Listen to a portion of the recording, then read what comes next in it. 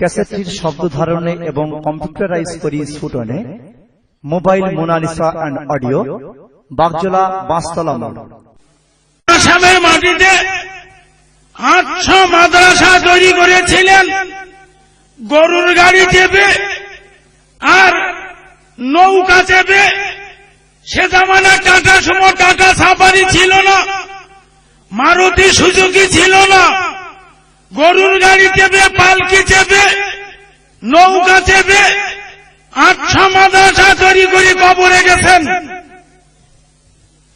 তাদের ইন্তেকালের মানে এই দেশে যেসব মাদ্রাসাগুলো ছিল, এই মাদ্রাসাগুলো আমাদের সরকার কবর দিয়েছে। 119টা সরকারি মাদ্রাসা বাংলার মাটিতে আছে। এই মাদ্রাসাগুলো ছেলেরা আলেম ফাজেল টাইটেল পাস করে বাড়ি আসবে, জুমার নামাজের ইমামতি করতে দিলে ইমামতি করতে পারবে না।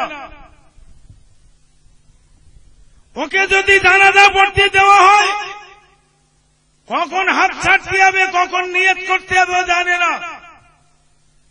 পৃথিবীর জমিনে শরিয়াতের মূল কিতাব হলো আরবি ভাষা। পশ্চিমবাংলায় সরকারি মাদ্রাসায় যেসব ছেলেরা পড়াশোনা করছে, ওদের এক বিন্দু পরিমাণ আরবি কিতাব পড়ে বুঝবার মতন জ্ঞান হচ্ছে না। বাংলার মাটিতে ওলামা দেওবন্দি হযরতেরা 85টা টাইটেল মাদ্রাসা করেছে। যাদের কোনো গোড়া ছিল না, যারা এ দেশের আলোকলতার মতন আগাছার মতন ঘুরত, তারা বাংলার মাটিতে 85টা টাইটেল মাদ্রাসা করেছে। ফুরফুরা দাদা পীর কেবলা আল্লামা রুহুল আমিনের ইন্তেকালের বাদে এই দেশের সিনিয়র বড় বড় আলেমেরা পীরজাদারা ঘুমিয়েছে আর খেয়েছে। আপনারা খবর রাখেন না। পশ্চিম বাংলার মাটিতে 2টো টাইটেল মাদ্রাসা ফুরফুরা দাদা পীর বসিয়াটুদির মতাদর্শে।